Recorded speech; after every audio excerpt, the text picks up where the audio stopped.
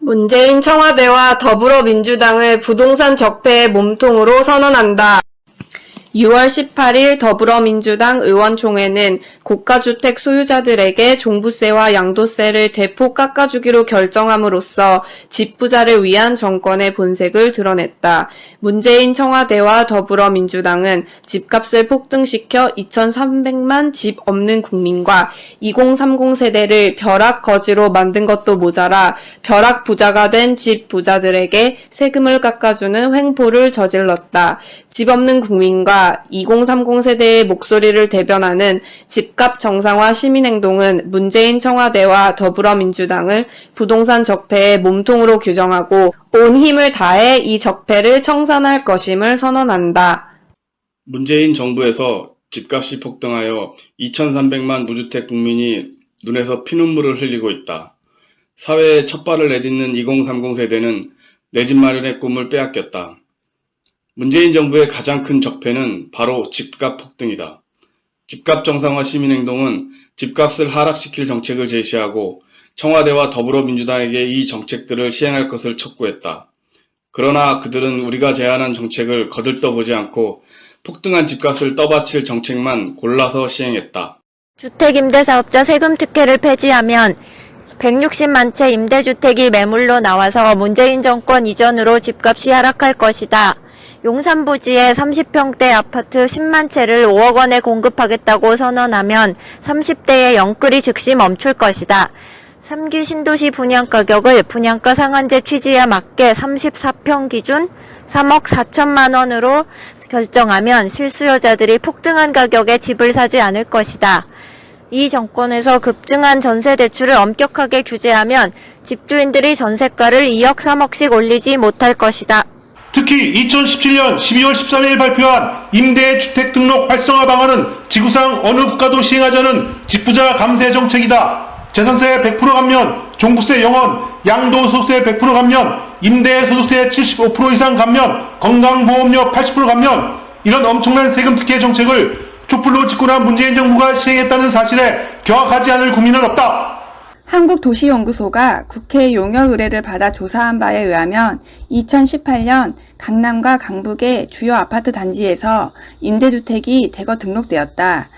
음마아파트는 162채, 마포 레미안 아파트는 127채가 임대주택으로 등록되었고 이 임대주택 수요로 인해 그의 음마아파트 31평은 29%, 마포 레미안 아파트 34평은 무려 43%나 폭등했다.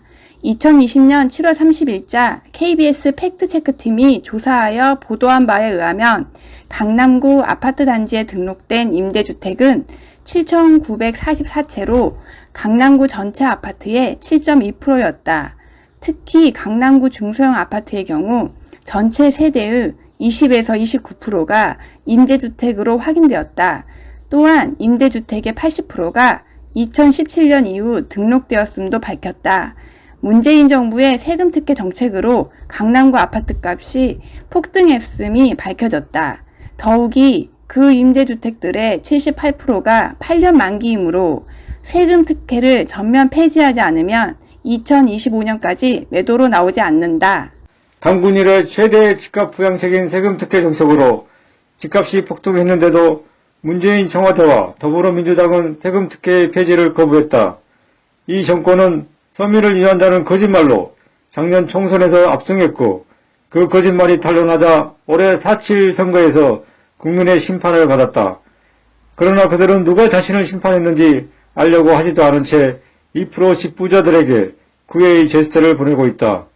송영길은 집값의 90%까지 대출해줄 테니 폭등한 가격에 집을 사라고 부추기고 김진표는 집값은 하락하지 않는다며 앞으로도 집값을 하락시키지 않겠다는 의지를 표명했다.